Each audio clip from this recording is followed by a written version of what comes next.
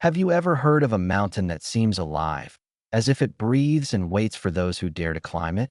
They call it the silent peak, and the name is deceptive because silence there is not absence of sound. It is a presence, heavy and watchful, pressing into the ears of anyone who dares to enter. Travelers for centuries have spoken of it in whispers, not because of danger in the ordinary sense, but because of mysteries that defy reason.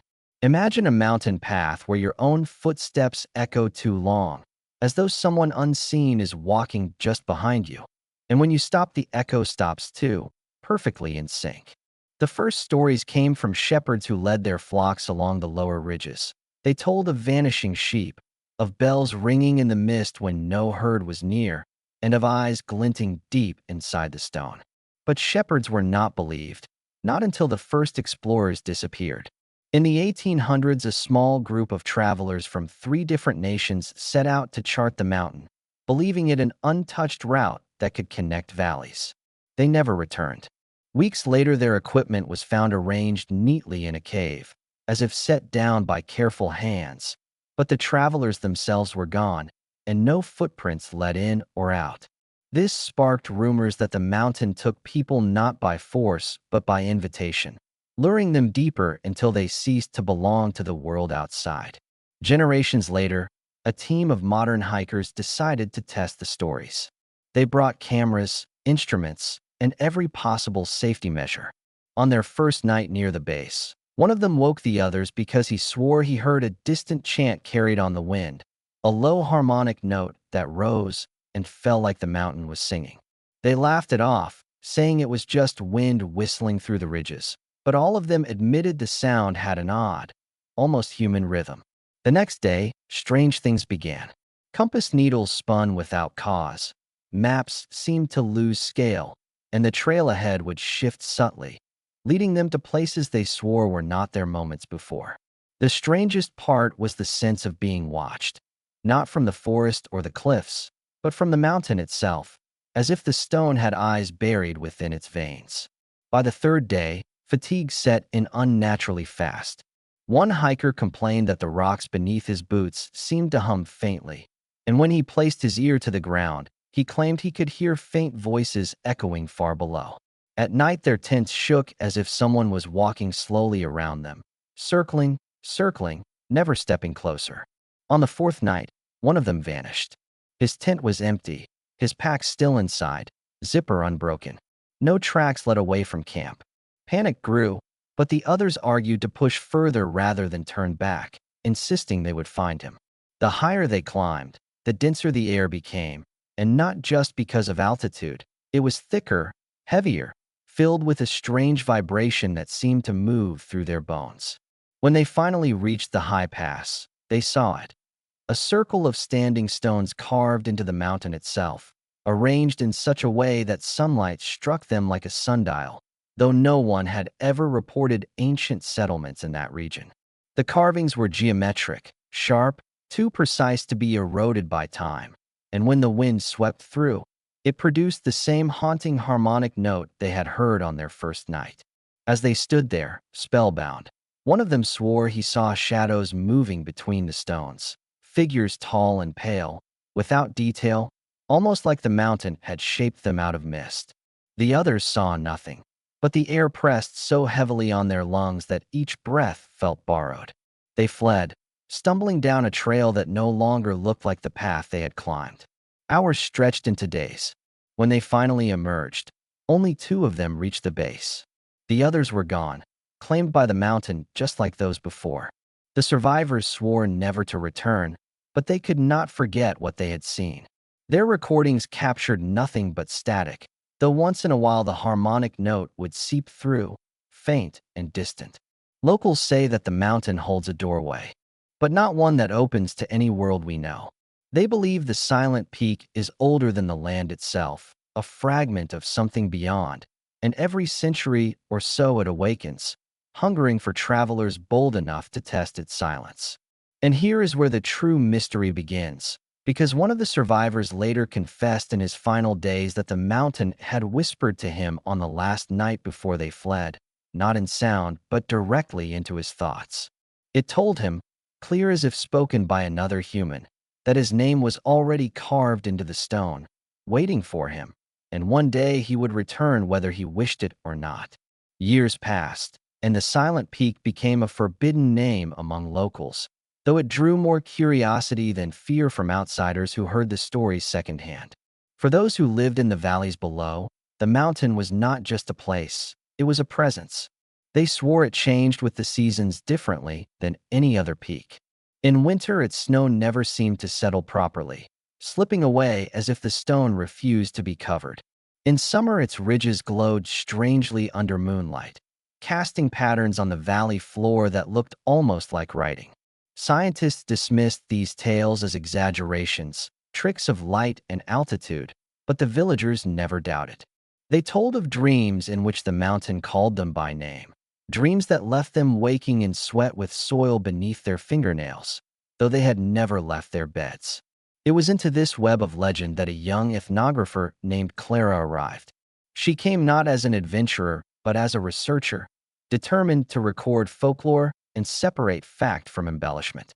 She was bright, rational, unwilling to accept ghost stories, yet the more she listened, the more she noticed patterns. Different villages, miles apart, repeated nearly identical details. The humming stones, the shadows in the mist, the sense of invitation. When she asked how they knew, the answer was always the same.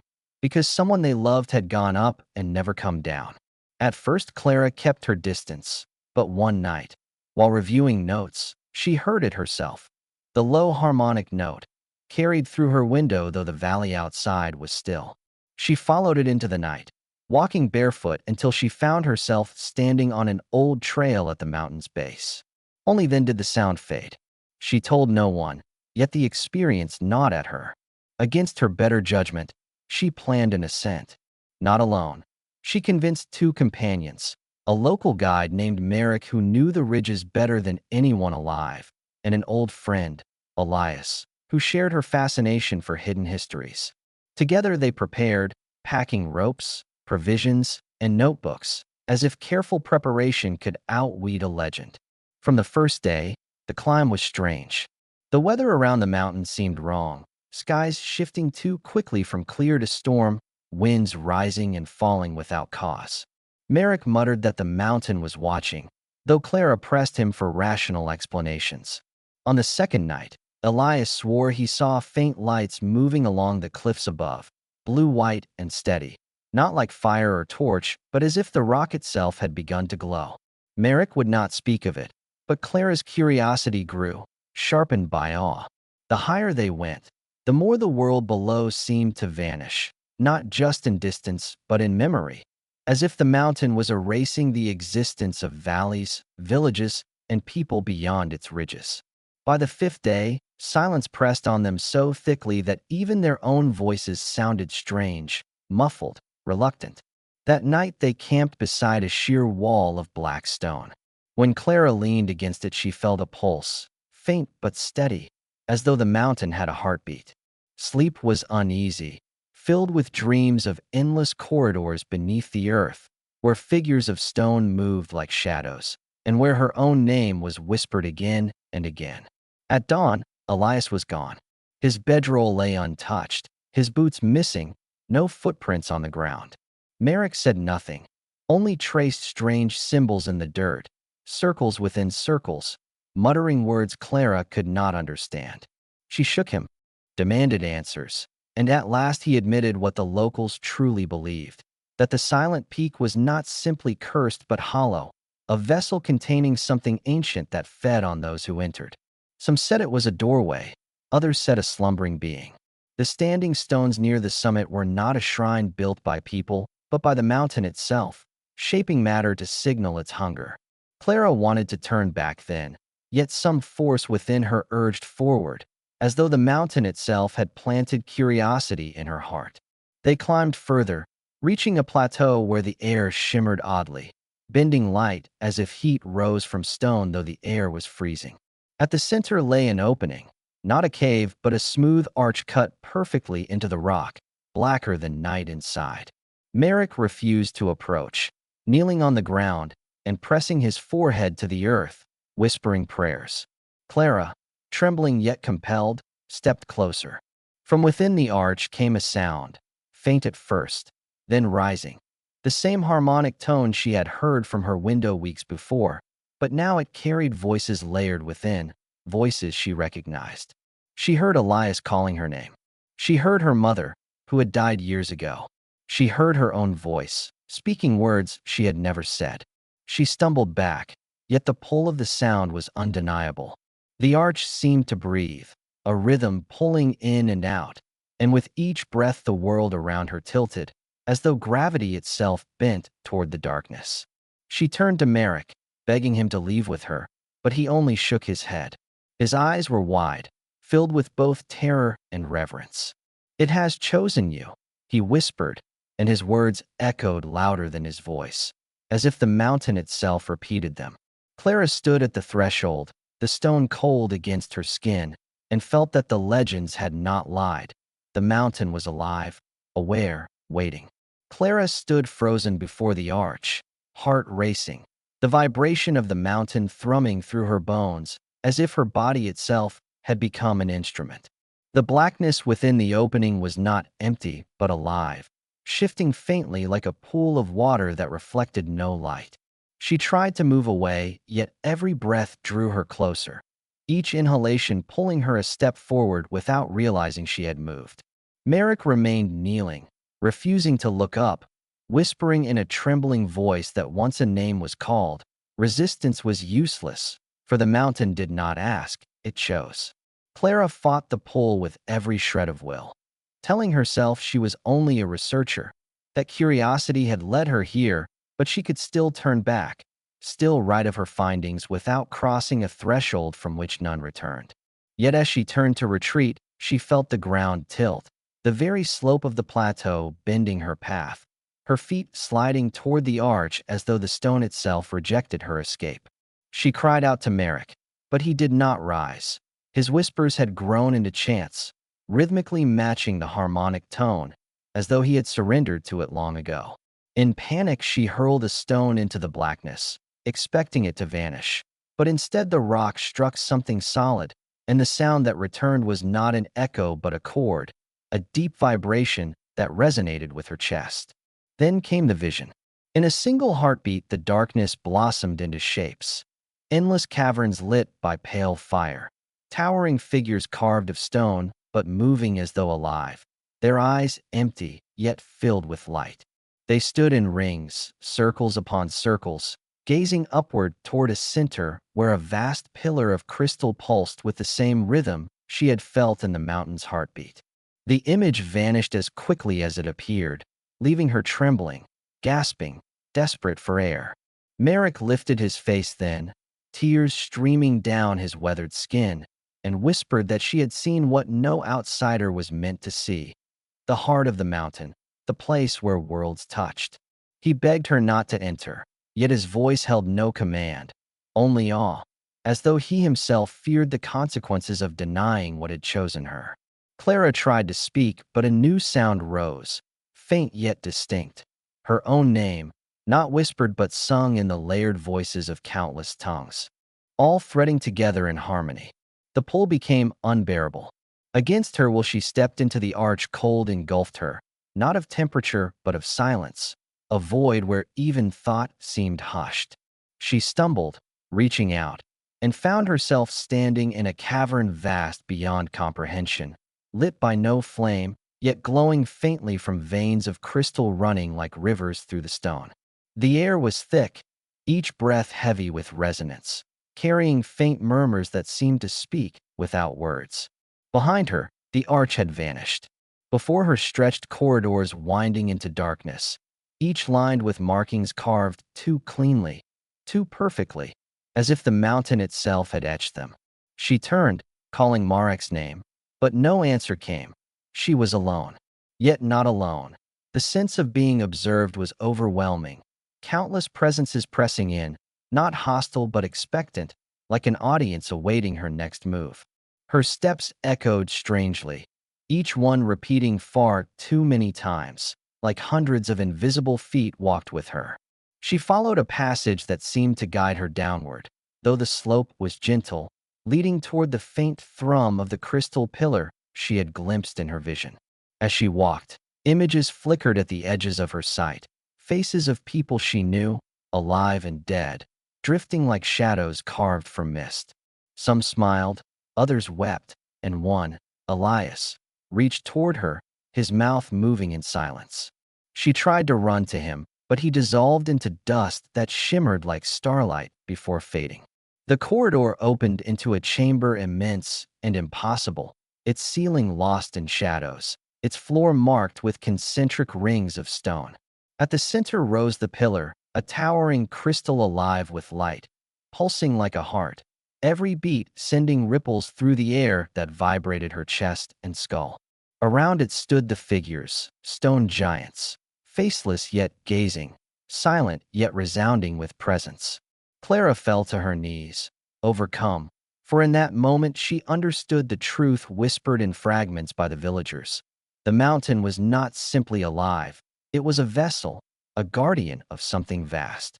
The pillar was no mere crystal but a memory, a repository older than humanity, a library of voices and lives drawn from those who had entered. She could feel them, layers upon layers of thought and song, bound within the pulse. As she stared, one figure stepped forward. Its movement was impossibly slow yet deliberate, stone limbs grinding softly, eyes glowing with inner fire. It extended a hand the size of a boulder, and Clara felt her mind being touched. Not invaded, but offered a choice. In that instant, a flood of knowledge poured into her. Visions of endless mountains on other worlds, of skies with colors unknown, of beings who traveled not through space but through stone, using mountains as anchors between realms. She saw that the silent peak was one of many, a chain of gateways spanning beyond human comprehension. And she saw what happened to those who entered. They were not lost but absorbed, their lives woven into the mountain's memory, becoming voices in its eternal song. The figure's hand remained outstretched. Clara's heart pounded, torn between terror and awe. She understood that if she took it, she too would be woven into the song, never to return. Yet she also felt a promise that her name, already carved into the stone, would not fade but resonate for all time. Clara stood trembling before the stone figure, its vast hand extended, the pillar's pulse echoing like a heartbeat that no longer belonged only to the mountain but to her own chest. The flood of visions still shimmered at the edges of her mind, worlds unseen, voices eternal, a choir of souls bound not in torment but in resonance. For one suspended moment, she felt the weight of decision more immense than the peak itself. To accept and be woven into the endless song, or to resist and try to return, carrying only fragments of what she had witnessed. She thought of Merrick kneeling outside the arch, of Elias vanishing into shadows, of the countless villagers who dreamed of names called in the night. She realized then that the mountain had not hunted them but invited, offering a choice disguised as fate. Taking a trembling breath, Clara reached toward the figure's hand, her palm pressing against stone that was not cold but alive with warmth, like flesh carved from the earth. The moment contact was made, the chamber dissolved. She was no longer standing but floating, suspended in a sea of light that sang in countless voices. She recognized Elias, laughing softly, telling her he was not gone but transformed. She recognized her mother, her voice tender, saying that memory does not die when it is kept in the song. Thousands of others called too, strangers and ancestors alike, their tones layered into an endless harmony.